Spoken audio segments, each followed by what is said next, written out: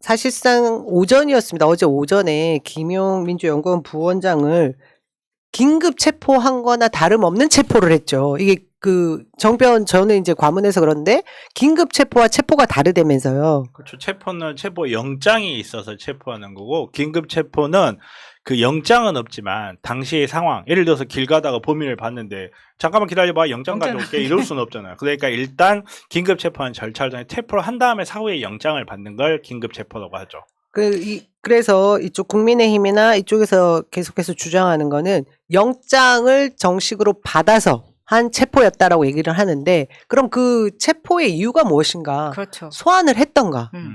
그렇죠. 소환이 없이 지금 바로 체포를 한 게 문제가 되는 거 아닌가요? 맞습니다. 문제가 되죠. 절차가 엉망이었던 아니 근데 얘네들은 할 이야기 많아요. 우리 최강욱 의원 사건 기억하잖아요. 이게 참고인 소환인지 아니면 피의자 소환인지 애매한 서류 몇 개 보낸 다음에 출석 안 했으니까 하고 기소해버렸잖아요. 거긴 그렇게 기소를 했지만 여기서는 바뀔 수 있는 거죠. 나중에 알고 보니까 우리가 몇 번 협조 보냈는데 안 나오셨잖아요. 언제 보냈는데 내용 보면 이게 뭐야? 하는 내용의 뭔가를 보내놓고 이런 식으로 나왔을 가능성도 분명히 있고 그리고 법원 판사 입장에서는 이 사람이 안 나와요. 아 그래 안 나와? 그러면 체포영장 이렇게 발부해주기가 쉽거든요. 그러니까 참 이 영장도 이게 영장이 제대로 된 건지 어떤 이유에서 체포를 했는지 참 애매한 부분이 있는데 일부러 애매하게 했겠죠. 그러면 내가 애매하다고 애매한 부분이 있는데 이 부분도 지금 이렇게 유동규 진술을 토대로 해서 했다는 거 아니에요. 어떤 진술이 새롭게 그렇죠. 생긴 진술입니다. 지금 갑자기 새롭게 진술이 생겼잖아요. 구속은 1년 동안 되어 있었고요. 이유는 모르겠는데 갑자기 진술이 새로 생겼어요. 근데 그러니까 마감 전날. 이 사람이 이제 허위의 진술을 했다. 거기까지 가정을 하지 않더라도 사람의 진술이라는 건 믿을 수가 없는 증거거든요, 사실. 그러니까 FBI 그 과학수사대에 유명한 말이 있어요. 뭐냐면 witness is liar, but evidence is evidence 해가지고 증인은 다 거짓말쟁이다. 그렇기 때문에 증거를 추적해라는 말이 있어요. 증언을 어떤 식으로 증언을 했는지 그리고 사람의 질문이라는 게 아다르고 어다른 거거든요. 질문이 어떻게 들어갔느냐에 따라서 사람의 답은 달라집니다. 그리고 대한민국 사람들 종특이 있어요. 어디에서도 볼 수 없는 종특. 밥 먹으러 가가지고 뭐라고 하면 너 뭐 먹을래 그래요. 내가 뭐 먹을래요 이야기하는 게 아니고. 너 뭐 먹을래? 그러니까 한국인들 관계에 굉장히 민감하기 때문에 상대가 원하는 행위를 하는데 굉장히 민감해요. 네. 상대가 어떤 진술 어렵게 너 이렇게 진술해 이렇게 말할 필요도 없어요. 상대를 딱 인상 쓰면서 앉혀놓으면 이 사람이 무슨 진술을 원하는구나 라고 해서 조작이 아닌 조작도 가능한 게 우리나라 환경에서의 진술이거든요. 사실 우리나라만큼 증인의 증언이 결정적인 역할을 해서 사람을 잡아넣는 데가 또 없을 거예요. 이 지금 상황을 보면 대선 자금 8억을 전달했다라는 진술입니다. 근데 이 정치자금법 위반 혐의로 지금 법원에서 영장을 발부받았다는 거거든요. 말씀하신 대로 이 증거가 필요한데 정치자금법 위반의 경우에는 돈을 받은 사람이 받지 않음을 증명해야 되는 것이 굉장히 어려운 거죠. 아니요, 사실은 법조문에는 그런 말 없어요. 그냥 그렇게 운영이 되는 거예요. 왜 그거는 이제 우리나라 사법구조의 시스템까지 가야 되는데 기본적으로 판사들이 검사 말 믿습니다. 초록은 도세요, 가재는 개편이라고. 변호사는 돈 받고 일하는 사람. 하지만 검사는 공무원. 이 관점이 굉장히 강해요. 그래서 우리나라는 정말 유죄 추정의 원칙이에요. 오죽했으면 제가 기억하는 것 중에 제가 변호사로 교육을 받을 때 그런 말을 했어요. 무죄 판단을 받기 위해서 필요한 게 두 가지가 있다. 뭐냐? 우선은 판사를 잘 만났어야 돼요. 판사를 잘 만나야 된다. 판사운이 유죄 판단을 내려줄 만큼 용기 있는 판사를 만나야 된다. 두 번째는 변호사를 잘 만나야 된다. 네가 죄가 있는지 없는지 상관없다. 정말 검사가 공소장을 작성해서 기소가 되는 순간 우리나라에서 무죄율이 1%, 2%이래요. 사실 미국이나 유럽 같은 선진국에 40에서 60% 정도 되거든요. 무죄율이. 근데 우리나라는 그래요.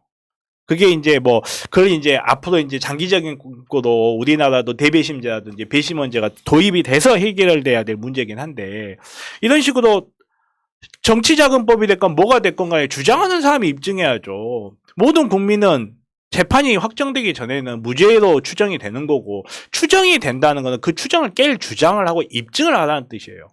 사실상 뇌물과 달리 정치자금법에 있어서 말씀하신 대로 잘못 운용되는 것들이 있었던 것이 제가 볼 때 이 검찰의 권력이 정치권을 휘두르기에 굉장히 좋게 사용됐다라는 걸로 그렇죠. 보입니다. 예, 그렇게 판단을 해야 되는 거고. 판사 사찰 잘하는 검사 남편 없으면 안 된다는 이야기잖아요. 아, 누구 말씀하시는 1억도 줄 수 있지. 누구 이야기하는지 모르겠네. 아무튼 그렇습니다. 그러다 보니까 지금 같은 무죄라는 걸 입증하지 않으면 모든 범죄가 다 그래요. 길 가다가 내가 너 내 치마 봤지? 해서 기소되면 내가 안 봤다는 걸 입증해야 되는 게 우리나라 시스템이에요. 그건 우리 국민 모두가 반성해야 될 일이에요. 그 시스템을 만든 건 우리니까. 근데 아무튼 그게 이제 정치자금법 위반이라는데 8억이잖아요. 8억 한두 푼도 아니고 8억. 8억은 현금이라도 흔적을 안 남길 수가 없어요. 현금이라도 흔적이 남습니다. 8억 정도 되면. 그렇죠. 사과박스 하나에 다 채워도 2, 3억 내로 되지 않나요? 그렇죠. 5만 원짜리면은 사과 박스가 굳이 필요하진 않을 거요. 아니요, 5만 원짜리도 사과 박스 하나에 들어갈 수 있는 돈이 5억 미만이에요. 그렇죠. 우리 기억 안 나세요? 안 받아본 티내지 비타 마세요. 500 아니 비타 500 박스도 있는데 우리 기억 한번 해보세요. 이재명한테 현금으로 뇌물을 줬다라고 사진이 나오자마자 야 이게 그 돈이라는 게 말이 되냐라고 했었잖아요. 네. 그러니까 돈이라는 거는 현대 사회에서 돈이라는 거 무조건 흔적을 남겨요. 옛날에는 현금은 흔적을 안 남긴다고 했었는데 요즘은 현금도 흔적을 남깁니다. 왜 현금도 흔적을 우선은 준 놈은 그 돈을 어디서 났을 거예요? 뽑았겠죠. 어디서 뽑았더니 네. 현금으로 줬다 하더라도 어디서 뽑았더니 현금을 준비하는 그 과정에서. 8억이라는 게 필요해요. 그리고 받은 사람은 사용처가 나와요. 예를 들어서 이 사람이 야 정치자금법 위반이 났는데 그 선거비용 100억 썼다는데 너 108억 썼더라? 이렇게 나와요. 근데 돈이 흔적이 안 남아있고 진술에만 의존된다? 최소한 진술에만 의존하려면 거기에 따른 정황 증거라도 따라와줘야 되는데 거기에 대한 이야기가 전혀 없어요 지금. 아 나 미친 듯이 똑똑한 것 같아. 그래서 정변 얘기를 들으려고 저희가 모인 거 아니겠습니까? 김용 부원장의 체포에는 유일한 것이 증거가 되고 있는 것은 그렇죠. 말이 안 되는 유동규의 거예요. 진술. 예. 최근에 그것밖에 없는 바뀐 거죠. 진술밖에 없다. 이 얘기 조금 있다가 이 진술을 어떻게 받아냈을 것 같은지에 대한 부분도 저희가 다뤄야 됩니다. 이 상황에서 이런 사건을 진두지휘한 눈에 띄는 검사가 보이더라고요. 여러분들 그 이름도 유명한 강백호도 아닌. 강백신. 네. 백신은 좋은 데 쓰는 거 아닙니까? 코로나에 참 잘 들 것 같아. 이 강백신의 사진을 좀 띄워줬네요. 마찬이 어떤 분인지 설명 좀 해주십시오. 아니 강백신에 대해서 여러분이 좀 찾아보시면은 이 사람 진짜 여기저기서 다 나오는구나 일단 느끼실 겁니다. 정경심 변호인단에서 논두렁시계 사태를 재현했던 검사로 지목된 바가 있었거든요. 근데 이때 당시에도 이 재판정 안에서 그러니까 말싸움이 좀 있었어요. 그때 당시에 맞아요. 판사하고. 네, 이 강백신이 조 후보자, 그러니까 조국 장관의 경우 민정수석 재직 기간 동안 피고인의 차명재산 운용에 대해 미필적으로 인식하고 있었던 상황입니다. 라면서 이제 트위터 글을 보여주려고 한 거예요. 근데 이 트위터의 글은 2015년의 글이었어요. 그러니까 사실 2020년에 상관이 없는 글을 가지고 오려고 하니까 이제 변호사가 이 있습니다라고 이제 이걸 왜 트위터 이야기가 나오냐라고 이야기를 하니까 설명을 드리려고 한다라고 강백신이 얘기를 합니다.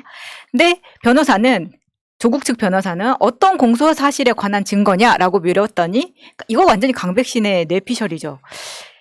피고인과 조 전 장관의 범죄 사실에 대한 인식과 자기들 기준에 따라 처벌받을 가능성에 대한 인식 그리고 이런 인식을 통해 증거인멸로 나아갔다는 부분을 말하려고 한 거다라고 하는 거예요. 그거를 2015년 트윗을 가지고. 검사가 자기 감정대로 재판하면 됩니까? 이게 그러니까요. 감정대로 재판하는 게 아니에요. 이거는 하나의 테크닉입니다. 이게 그냥 엮어가는. 던지는 것 같죠. 그래서 보통 사람들 그냥 던져요. 제가 재밌는 심리학 시름 이야기 하나 해줄게요. 지금 푸나님 없네. 나오라고 한 건데 이거 지금 호수에다 베이스 풀어놓은 거지 지금. 미국에서 판사들 가지고 심리 실험을 한 거예요. 그게 뭐냐면 판결을 내리기 전에 죄인의 죄를 이렇게 목록을 적어놓고 판사들한테 읽으라 그래요. 그 다음에 판결문을 쓰기 전에 미국은 우리랑 좀 다르긴 하지만 그 자기가 생각했을 때 이게 죄가 얼마나 나올 거냐 이걸 쓰라고 한 거예요. 근데 판결문을 쓰기 전에 주사위를 던지라고 했어요. 그러면 주사위를 탁 던지잖아요. 그러면 주사위 숫자가 높게 나온 판사들은 형량을 높게 매기고요. 낮게 나온 판사들은 낮게 매겨요. 신기하죠. 개판이. 그래서 이제 실험 조작을 한 거예요. 주사위를 2개를 던졌을 때 3 아니면 9 둘 중에 하나가 나오게끔 조작을 한 다음에 그런 사실을 가르쳐주지 않고 다시 판사들한테 똑같은 실험을 했어요. 그랬더니 판사들이 내린 형량은 3개월 혹은 9개월이 압도적으로 많았어요. 이게 무슨 말이냐면 사람은 자기가 논리적으로 판단하고 논리적으로 결정을 내린다고 생각하지만 실체와 관계가 없는 사실에 민감하게 영향을 받아요. 어떤 기준을 만들고 싶어 하거든요. 아무 생각 없이 우리가 생각했을 때는 야 2025년 거를 왜 트위터에 그거를 검사가 이거 올려? 검사가 시간 개념이 없는 거 아니야? 라고 생각하지만 그 자리에 있는 판사는 자기가 원했던 원치 않았던 그 내용을 듣게 돼요. 그러면 가스라이팅이고. 결정을 하기 전에 간섭 현상을 일으킵니다. 그 내용들이. 그렇게 해가지고 영향을 줄 수밖에 없게 만드는 거예요. 그래서 법원에서는 재판을 할 때 증거에 엄격한 제한을 두고 진술을 할 때도 엄격한 제한을 두는 이유가 그건데 그걸 깨버리고서라도 이걸 하는 이유. 선입견 심어주는 거죠. 다행히 이때 당시에 판사가 검사님 그건 빨리 지나가 달라 직접 관련 없는 것 같다라고 이제 쳐냈던 그 기록이 남아 있는 거예요. 그렇죠. 그게 정말 우리가 일반인들이 봤을 때는 저건 뭐야 하지만 저처럼 엄청 똑똑한 사람들이 보면 푸나님 남기시다 너무 막 하신 거 아닙니까? 인정. 아니 맞습니다. 이제 근데 또 하나는 강백신이 재밌는 게 그 김기현 고래고기 사건에서도 투입이 됐었더라고요. 그때 당시에 기사를 좀 보시면은 그 김기현한테 이제 약 뭔가 뜯겼다고 주장을 하고 있는 30억 원대의 사건이 있었어요. 근데 그 사건에 김 검사가 이거 내가 이렇게 하겠다라고 해놓고 이 사람이 그 최순실 국정농단에 차출이 되어 갑니다. 이 사람 그러면은 사실 다음에 오는 검사라든가 누구한테 이제 인수인계를 해고 가야 될 거 아니에요. 근데 이 사람이 서울로 가버렸다고 이 수사가 유야무야 되면서 고래고기 사건이 덮이는데 일조를 한 검사가 이 사람인 거예요. 중요한 사건마다 그것도 고약한 사건마다 네. 뭔가 나가서 이제 특수통 중에 특수통이고 네. 윤석열의 최측근으로 되어 사실 있는 특수부라는 게 그런 용도로 존재했던 거죠. 그런데 이 사람의 이력을 특수통 이꼴 조작 수사 뭐 이렇게 저희들이 판단할 저는 그런 말 안 수밖에 했습니다. 하는 그런 사건들이 많이 연루되어 있네요. 그리고 조금 더 찾아봐야 되겠지만 특수통임에도 불구하고 이 사람의 이력을 찾아보면은 이제 만약에 아시는 분들은 알려주세요. 제가 찾은 바로는 진주에 있던 어떤 고등학교 출신이다라고까지밖에 안 나오는 거예요. 그러면은 사실 이 특수통의 사람이 서울대 법대였으면 서울대 법대라고 프로필에 나왔을 텐데 그 어디에도 대학에 대한 정보가 없습니다. 마차님이 더 무섭게 서울대 느껴져요. 뒷조사 마차. 그래서 이 사람이 특수통 안에서는 물티슈 같은 짓을 하고 있는 건 아닌가라는 생각을 해보게 된 거죠. 제가 그 얘기는 하지 않은 거죠. 안 들었어요, 저도. 생각했습니다. 이런 강백신이라는 검사가 지금 현재 민주당 압수수색을 총 진두지휘하고 있습니다. 자, 유동규 전 본부장이 오늘 밤 자정이었죠. 예, 0시에 그 구속 영장이 발부되고 대장동 사건으로 조사받다가 갑자기 받던 중에 위례 신도시 건까지 병합하면서 수사가 계속되는 상황에서 구속이 연장이 됐었죠. 한 차례. 그래서 1년을 꼬박 채우고 바로 석방이 됐습니다. 근데 지금 현재 검찰에서 밝히고 싶었던 것은 최초의 문제는 대장동 사건 아니었습니까? 이재명 후보가 마치 대장동 사건에 민간인들에게 많은 이윤을 남기게 하면서 본인도 어떤 이윤을 남겼겠지라고 털다가 최측근 중에 하나라고 생각했던 뭐 유동규라는 그 연루되어 있는 성남시 관계자를 털면서 이렇게 사건이 된 건데 이 사람이 아까 저희 돈다방 미스리가 말씀하신 것처럼 왜 뇌물을 준 사람을 이렇게 풀어주냐. 풀어줘요. 이게 말이 되느냐 이런 말을 했거든요. 이 과정에서 저희는 의구심을 갖지 않을 수 없습니다. 새롭게 나온 없던 진술. 그것이 1년 만에 나온 진술. 그래서 김용 부원장을 지금 체포하게 된 이 상황. 검찰의 회유와 협박이 없었겠느냐. 그렇죠. 왜냐하면 이게 유동규가 어제 새벽 00시 그러니까 김용이 체포되기 딱 하루 전에 구속 만료로 석방이 됩니다. 하루 후에. 그러다 보니까 이거는 국감에서 나온 것처럼 국감에서 국회의원이 질문을 할 때는 그냥 뇌피셜로 했겠어요? 뭔가 들은 정보가 있기 때문에 그리고 뭔가 증거가 있기 때문에 그런 질문을 했을 겁니다. 아니 증거가 필요가 없어요. 이거는 보면 증거가 필요가 없는 게 왜냐면 1년 만에 귀한 진술이 나왔어요. 쉽게 말해서 이 진술이 전부예요. 네. 근데 그 사람을 풀어준다고요? 밖에 나와가지고 야 동규야 용이 형이야 너 진술 그렇게 했다며 야 지금이라도 말 잘못한 거 했다고 해.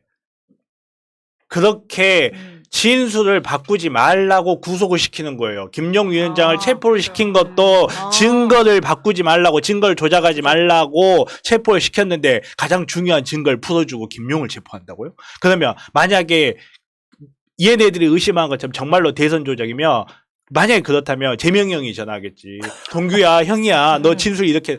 근데 이 중요한 증거를 밖에다 풀어놓는다고요? 오염 가능성이 어마어마하게 높은? 말이 안 되는 거예요. 아니 이거는. 그리고 검사실에서 조사를 할 때도 변호인 입회를 계속 못하게 했다는 점도 안에서 우리가 이런 거 많이 봤잖아요. 물론 소설이기를 바랍니다. 돈 줬다고 말만 해. 나머지는 우리가 다 할게. 오케이, 알아서. 지금 이런 식으로 간 거 아니냐는 생각도 아니 들고. 그런 말도 안 했을 것 같아요. 불러도 안 쳐놓는 거야. 자, 8억을 네. 뇌물로 형을 받게 되면 최소 11년인가요? 정변 제가 알기로는 그렇거든요. 아니요, 그거는 상황에 따라 다릅니다. 아, 그런가요? 예, 국민의힘 국회의원이면 아. 집유. 민주당 국회의원이면 무기징역 사형 뭐 이런 거. 제가 아직 멀었네요. 너무 정치권 아니 저기 검찰 쪽을 믿고 있었네요. 대부분 뇌물죄로 들어갔을 때 그 형을 살게 되는 거하고 정치자금법 위반으로 하면서 돈을 줬다고 말할 때 그 형 본인에게 그렇죠. 주어지는 예. 그 차이가 많이 날 수밖에 형의 없죠. 차이가 굉장히 크다고 들었는데 정치자금법 위반으로 해서 본인이 줬다라고 진술을 한 다음에 그 받은 사람이 받는 형은 더 커지지만 본인이 주고 나서는 더 가벼워지는 아니 것이 당연히 이렇게 이야기하고 나면 더 가벼워질 수밖에 없죠. 지금까지는 예를 들어서 제가 봤을 때 이 사람 프레임은 그거였을 거예요. 이 사람한테 씌워진 혐의는 뇌물 받았다. 그리고 뭐 내부 업무하면서 배임 막 이런 거 있을 거예요. 배임 뭐 이런 거 제가 이 사람 크게 관심이 없는 사람을 잘 모르겠는데 근데 돈을 받아가지고 대선 자금으로 전달해줬어. 라고 하는 순간 자기가 갖고 있는 혐의는 상당 부분 줄어드는 겁니다. 왜?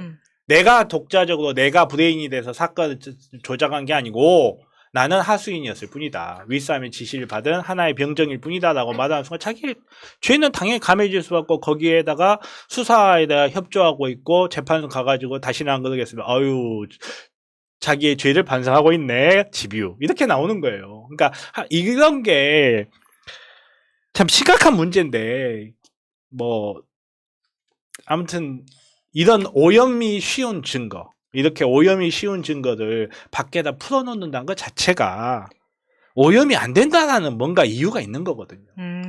그렇네, 진짜. 아니, 왜냐면 어제 저도 새롭게 들은 이야기인데, 그 뇌물을 주고 받을 때 이 사람이 이제 뇌물을 받은 걸로 걸리잖아요? 그러면 이 사람의 진술이 나중에 이제 줬다는 사람의 진술이 바뀌면, 그러니까 처음에는 줬다고 이야기를 했는데 회유 당해가지고 아니 준 적이 없다라고 바뀌면 그게 더 크게 작용한다고 그렇죠. 들었거든요. 그게 더 크게 작용을 하죠. 그러니까 지금 이제 이 상황은 딱 그런 상황이잖아요. 딱 그런 상황이죠.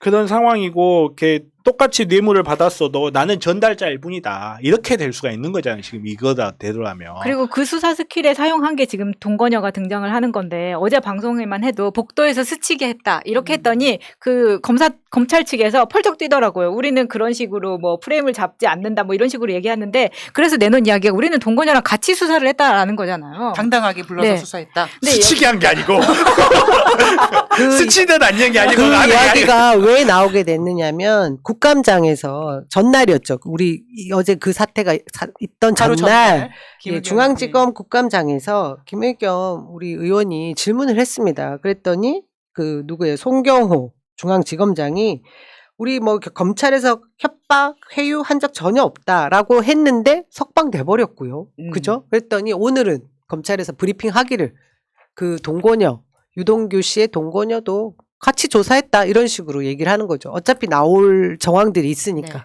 그리고 근데- 미리 우리가 알아버린 상황들에 대해서 대비하기 위해서 얘기를 한 것 같습니다. 그런 이야기를 일부러 한 것 같아요. 그러니까 지금은 유동규에 대한 이미지도 더럽혀야 되고 그거를 이제 김용, 이재명까지 이미지를 더럽히기 위해서 사실은 유동규가 이혼을 한 상태에서 새로운 이제 배우자를 만난 거예요. 그러면 표현은 동거녀가 맞는 거고 아직 결혼하기 전이라고 보이기 때문에 한간에 이제 내연녀다 이렇게 나가는 거는 지금 댓글에서도 막 보이는데 그거는 잘못됐다. 라고 말씀드리고 싶습니다. 동거녀 아니고 내연녀라고 하는데 저희가 이 방송 들어가기 전에 또 다른 분이 있나? 막 이런 얘기까지 나왔는데요. 이거는 그게 아니라는 거. 이혼했던 사람이기 때문에 함께 있었던 그분을 동거녀라고 저희가 지칭을 하는 거죠. 아무튼 굉장히 누가 봐도 정변이 말씀하신 것처럼 이거 진짜 바보 아닌 다음에야 이 사건 전체 얼개를 보면 회유나 협박이 있어서 석방시켜준 거 아니겠냐? 뭐 이거 합리적 의심 아닙니까? 그러니까 너무나 합리적인 의심이고 제가 아까 그 질문을 드렸던 이유가 뭐냐면 오늘 제가 거기에 관련된 기사를 보면서 약간 좀 속상했던 이유가 뭐냐면 정말 국민 누가 봐도 조그만 관심이 있어도 아니 어떻게 이렇게 내가 정치자금 뇌물 줬어라고 진술한 사람을 풀어줄 수가 있지 이렇게 의심을 할 수가 있는데 그걸 누구 하나 어떤 언론사 하나가 그걸 지적하거나 짚어내는 그 언론사가 아무도 없더라고요. 전 거기서 뭐 화가 났습니다. 아니, 괜찮아요. 새날에서 하고 있으니까. 뭐 웬만한 언론사보다 새날 보는 사람이 더 많습니다. 심지어 한겨레에서조차 유동규의 진술만을 이렇게 따서 그러니까 진술을 딴 것도 아니죠, 사실은. 진술로 추정하는 거예요. 진술 지디 어떻게 따요? 그냥 그러지 않았을까라고 하는 것일 뿐이고, 그러니까 그런 식으로 사람들의 사고 체계를 계속 오염을 시키는 거죠. 그리고 중요한 거는 이 김용 민주연구원 부원장이 강력하게 아니라고 이야기하고 있는 거예요. 자기는 받은 적이 절대 없다라고 강력하게 부인하고 있기 때문에 이 부분에 있어서는 지금까지는 믿을 수밖에 없는 상황인 거잖아요. 그리고 김용 이분이 이재명 의원하고 일을 한 지가 굉장히 오래된 걸로 알고 있어요. 그러면은 지금까지 이거 갑자기 작년 4월에 돈을 받았다는 게 말이 되느냐. 이게 개인 자금일 수도 있고 아예 허무맹랑한 소리도 있는데 이게 무조건 대선 자금으로 흘러들어갔을 거라는 생각이 80억, 800억도 아니고 8억이라는 데서 너무 자존심도 상하고 그런 거예요. 저희가 어제 이제 민주당사를 털러 온 검찰들을 보면서 민주당사 내를 진입을 못할 거라는 거를 뭐 예상하고 여기 왔긴 하겠지만 만일에 뚫고 들어간 다음에 어떤 서버를 빼갔을 때에는 별건을 얼마나 많은 별건들을 맞아요. 만들어낼까라는 생각이 그렇죠. 들었어요. 그걸 우리가 봤잖아요. 위험천만했습니다. 아니, 갑자기 서버 조사한데 갑자기 뻑하고 꺼질 수도 있는 거고, 이재명 폴더다! 이럴 수도 있는 거고. 그러니까요.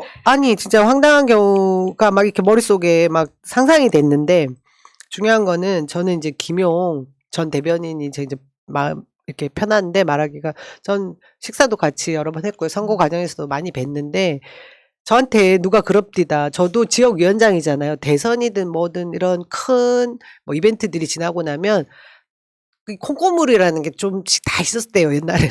전 단 한 푼도 구경도 못 해봤고요.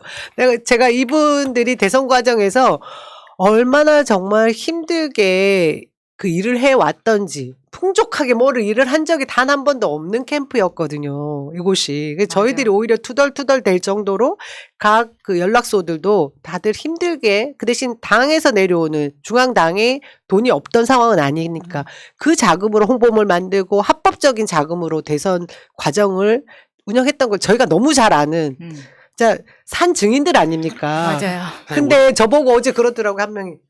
김용한테 돈 받았지? 안 받은 거 증명해내. 이러는 거죠, 저한테. 밥을 3액이었으면 3액이었지. 그러니까 이런 밥 과정들이. 먹으라고 2만원 줍디다. 이런 과정들이 있었는데, 누가 봐도 정진상, 뭐, 김용, 이런 분들은 이재명 지금 우리 대표와 동고동락하면서 계속 털려온 분들이에요. 수년간. 맞아요. 그래서 누가 봐도 이 빌미를 제공하지 않을 일들을 해온 사람인데 지금 잘못 걸었습니다. 그래서 결백하다라는 주장에 저희가 힘을 실을 수밖에 없는 저는 상황이라고 이거 말씀드립니다. 진짜 큰 실수라고 생각하는 게요. 이런 식으로 이재명 의원님을 계속 건드리잖아요.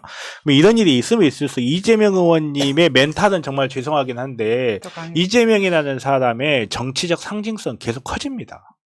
원래 흔들리면서 피는 꽃이라고, 바람 불면서 흔들리면서 핀다고, 이런 일이 있으면 있을수록 사람들 머릿속에 이재명의 이름 더 각인돼요. 원래 정치인은 자기 부고 빼놓고는 다 좋은 기사라고 하잖아요. 사람들 머릿속에 이름이 각인되는 게 진짜 중요한 게 이게 되는 거예요. 또 옛날 이야기 또 하나 해야 되는데 이게 제가 지금 이야기하는 게 누구 이야기하는 건지 잘 들어보세요. 이렇게 수사기관에서 특정 사람이나 단체가 정말 마음에 안 들었어요. 어떻게든 저 사람한테 유죄를 씌우려고 계속 수사를 하다가 한 사람이 아주 조그마한 걸 잘못을 하니까 그걸 트집 잡아가지고 그 사람의 집에 가서 모두 다 압수수색하고 중학교 2학년짜리 일기장. 일기장을 빼가지고 그 일기장에 나와 있는 한마디를 이용해서 그 중학생의 친구들을 불러서 진술 강요를 합니다. 그리고 나서 그 진술 강요를 한 걸 가지고 결국 그 목표한 사람 혹은 조직을 와해를 시켜요. 이게 누구 이야기인지 아세요? 누구 이야기예요? 그런 일이 있었어요. 어느 나라에서? 말도 대한민국에서 안 되는. 1940년대 조선어학회를 일본 순사들이 파괴할 때 쓰던 방법입니다. 아 진짜로? 예.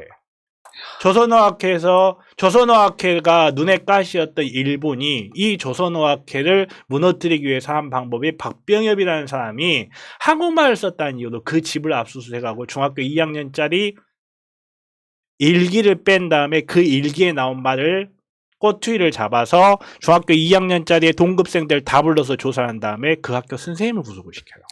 와. 그게 지금 네. 2020년에 다시 우리는 그걸 보고 있는 거예요. 왜 그걸 보고 있는 줄 아세요? 우리나라 형사사법체계가 그때 이후로 변한 게 없어요. 네. 그게 그대로 있는 거예요, 지금. 소름이다 진짜. 자, 이제 이 칼이 어디로 돌아갈 것인지에 대한 얘기를 다시 하죠.